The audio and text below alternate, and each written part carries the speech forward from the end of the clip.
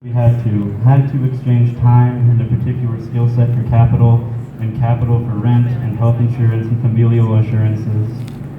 We didn't want to work, but we did. We'd all unbeknowingly acquiesced to the most surreptitious of all long cons doled out and plotted by the powers that be. That's just the way it is, and so it is, and so it goes, and so we do. But there were certain things some of us wouldn't do. Some it was overtime without time and a half. The boss was an entrepreneurial son of a gun and often pulled that shit. For some it was more domestic, cunnilingus or packing their own lunches or calling AT&T customer care to contest an unwarranted service charge. But all of them, every single one of them, all of us, we refused to feed the chimera. But we all did it anyway to pay the rent. You see, what we all did, what we worked for was this: new matter assembly plants. And the thing about new matter assembly was that we, as a whole, we were not very good at it. New matter was quite the phenomenon. By running it through certain processes, we could manipulate it to assume any state of matter and arrange it to fit any form.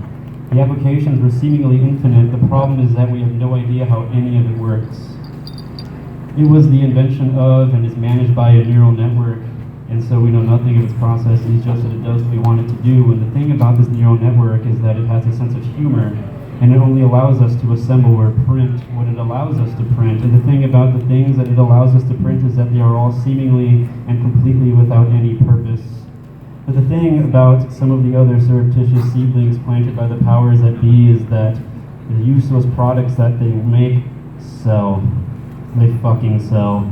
The people, they want it, whether it's the 35-gallon bag deflator/inflator, a 6-foot-tall apparatus which either inflated or deflated, an inaccessible bag with an unknown gas, never to be opened or purposed by its operator.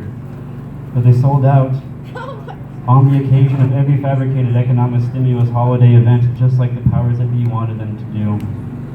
We often wondered if the chimera, that's the name of it, the neural network that we work for, we often wondered if it and the powers that be ever talked, ever colluded. And we made autonomous kissing companions, personal bedside machines for the user to practice kissing on or just to simulate intimacy. The new matter allowed for the creation of synthetic skin. We called it frubber. In a nod to the synthetic skin we had pre-Chimera. It was the best one in the market. It was developed by a North Texas-born painter and android maker in the early 2000s, and it went by that name. And the frubber, it felt incredibly real, and the impossibly complex system of servos and motors manipulating the lips, it felt to many Americans preferable to what had come to be called the real deal. This was likely due to the dial-in custom settings and know-me cookie program which learned your preferences for you. Big joke around the plant was who was and who wasn't a frubberer. Frubba-dubba-dub-dub, fribber-frabbler. There were many names and slurs fabricated by the first generative system we employed but didn't understand. Language development, colloquial happenstances, and enclosed populations. And the other day, we all had a laugh when Mike called Mike a fruit tuber, and Mike blurted, "You mics are making me sick," and Mike yelled back, "Well, you mics have been making me puke for weeks," and all aflame with laughter and work behind the mind, diverted, ephemerally but necessary, we finished the day.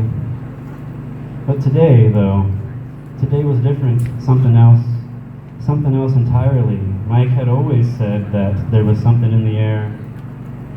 The ether, as Mike called it in these type of scenarios. A tremble in the weirding is what Mike said today. But then Mike replied with, "Whatever, frub, Trevor, why don't you go frub one out?" And all the other Mikes laughed. In case you were wondering, everyone who worked at our new matter assembly plant was all named Mike. Man, women, neither, it didn't matter. We were all named Mike. And no one planned it, it was just how it was, serendipity, kismet, as it were, and we all just went to work each day as Mikes, and we often made quite the clamor. Our favorite pastime, what we loved most, as was a la mode, was succumbing to dalliances and indulging in suiting our fancies, drugs and booze and group sex, all of us Mikes, the bacchanalia approach. How else to live other than well in a society in which labor was obsolete, but the powers that be and our unminded consensus had no intent in reprogramming the paradigm for how we earned our right to live. This being, of course, once removed from the one thing the powers that be had absolutely no interest in redefining, the concept of earning a right to live. And so it was, and so we did, in accordance with all things. This is out. It sucks.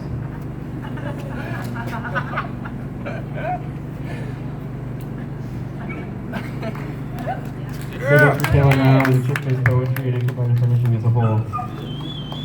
Anyway, except for today. Today, someone and something plucked a stroke of discord. It was Mike, of course. We all knew it was her. Talk had been going around that Mike was a malcontent, a scofflaw, a stew churner, and that she, Mike, had been colluding with a competing neural network to control new matter assembly, a differently purposed leaf of a branch of Chimera. Today, one of the bosses had told us who would be feeding the Chimera this time around, Mike. We all felt and we all knew that there had in fact been a trembling in the weirding and that a long-harbored intent had received its opportunity to leave port and set sail. Just in case you were wondering, which you probably are, frubbing or any sort of frubber-based intimacy was strictly kissing. The machine mind, through a series of sensors and programmed responses, only kissed mouths, no genitalia under any circumstances, much to the dismay of any consumers who persistently swept under the rug of the bosses at our new matter autonomous kissing companion assembly plant. Feeding the Chimera is what we called monitoring routine maintenance to the impossibly complex code and mechanics of any Chimera manifestation. That's what we called our assembly units, Chimera manifestations. It was a perennial toil that we all dreaded above all other workplace obligations. The manufacturing end was way easier work than sifting through the web of inextricable meaning or reason. But the machine, it worked, and more importantly, what it did sold, so we used it even though we didn't understand it. And I didn't see this happen, but apparently Mike, she accessed the deep mind core of our Chimera manifestation in order to reprogram its operating intent to produce a different product. The only way to access the deep mind was by a fingerprint scan from one of the powers of these techs, and techs here is capitalized to infer their exclusiveness and position on the hierarchy. And it was only a matter of time, I guess, before the Omni Chimera would dish out its greatest joke.